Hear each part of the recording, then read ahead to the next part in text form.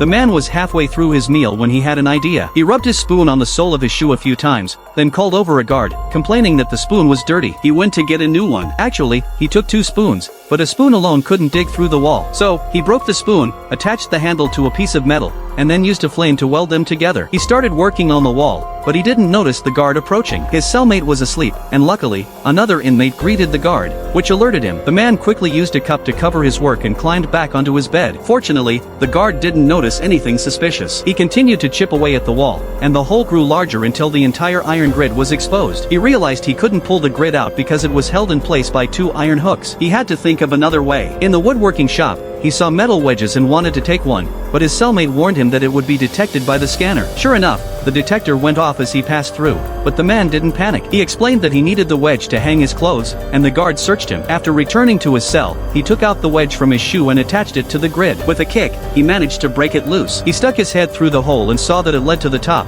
but he needed to enlarge the hole to climb through. He knew the guards weren't fools. Even if he got out, they would soon notice something was wrong. He tore pages from a magazine, soaked them in water, mixed them with wall dust to make a paste, and quickly shaped it into a square box. Then he had his cellmate ask the guards for paint and a drawing board. With these, he made a fake ventilation cover. He sculpted a human head, painted it, and, using a mirror for reference, added eyebrows and hair. He placed the dummy head on the bed, covered it with a blanket, and then climbed into the wall. He closed the fake cover behind him and started climbing up the duct. A guard began his patrol, and the man's cellmate looked extremely nervous. The guard didn't notice anything unusual with the man. By the time the guard came for a second check, the man had already reached the top and looked through the vent. The vent was blocked and very high up. The man tried to jump and grab the iron bars. Meanwhile, the guard in the neighboring cell called out a few times but got no response. The guard commented that the man seemed to be sleeping early. Suddenly, the guard's baton fell. As he picked it up, he looked at the man and felt something was off. The man hadn't moved at all. The cellmate also looked at him. The guard stood up, reached out his hand, and the man asked, "Is there a problem?"